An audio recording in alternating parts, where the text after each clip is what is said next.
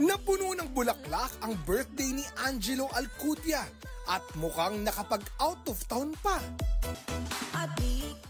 Digital nga lang, courtesy ng kanyang Mama Maria na pet malu ang editing skills. Hirit tuloy ng birthday celebrant, Mama, pa-delete! Joke lang daw dahil, ika nga, it's the thought that counts. Pagkagising ko, syempre nag-scroll sa Facebook. Nagulat na ako, nakita ko yung notification na tinagahan ni Mama sa post. Thankful ako kasi she greeted me in a very creative way.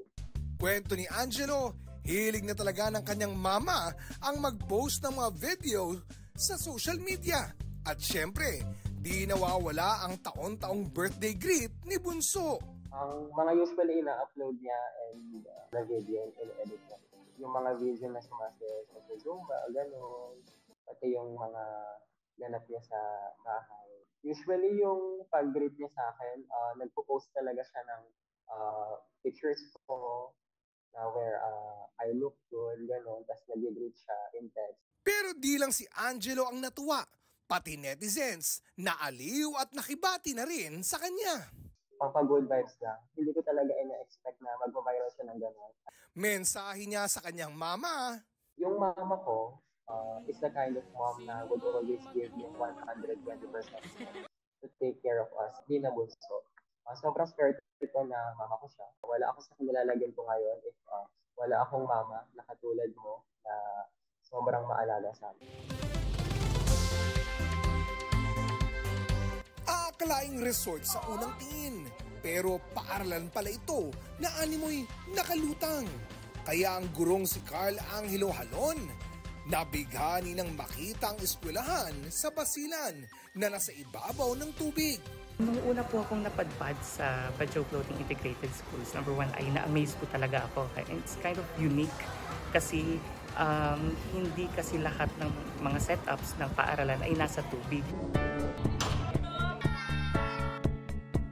Ang kanyang daily grind sa floating school tulad ng school activities, pati pamamangka, ipinost niya sa social media na agad namang pinusuan ng netizens. Isa po sa mga challenges ng mga guro ay ang pagtawid. Given na karamihan po ng mga guro ay nakatira dito po sa mainland ng Basilan. Pero nga, sabi pa nila, para sa bata, para sa bayan. Kasabay ng hampas ng alon, mission nila iahon ang pamumuhay ng mga Badjao roon. May mga estudyante kami na sa isang notebook, ihahatian nila sa 4 na subjects. Yung iba po sa kanila ay hindi na po nag-proceed sa high school. Natatakot po silang pumunta sa mainland, lalo na po nang binubuli sila. Para sa mas magandang kinabukasan ng mga mag-aaral, hangad ni na Teacher Carl na magkaroon na rin ng senior high sa floating school. Hopefully po, we're praying na mas marami pa pong mga Badjao ang maging professionals po. Lumanghap ng sariwang hangin at mag-relax sa harap ng mala New Zealand na view. Grabe, ito na ata isa sa may pinakamagandang view na nakita ko.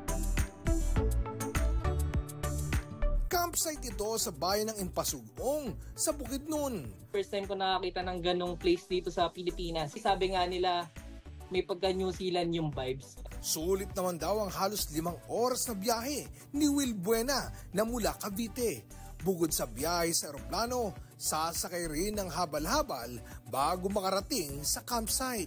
Babawas tayo ng gamit dito kasi habal-habal pa rin sa akin natin patakas.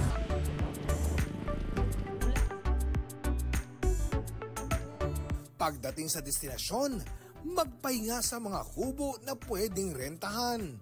Solar-powered ang mga ito, kaya tiyak na may kuryente hanggang alas 8 ng gabi. 8 PM onwards, wala nang ilaw yung mga solar. So mas maganda, may dala kayong sariling flashlight. Pwede ring magtayo ng tent. Pag sikat ng araw, mag-almusal sa likod ng mala-painting na tanawin ng Mount Culago. Pwedeng magdala ng sariling pagkain o bumili sa mismong campsite. May enjoy rin ang extreme swing at mga hammock at nets sa gilid ng bangin. Sa mga nais bumisita, makipag-ugnayan muna sa Impasugong Tourism Office para sa mas ligtas na biyahe.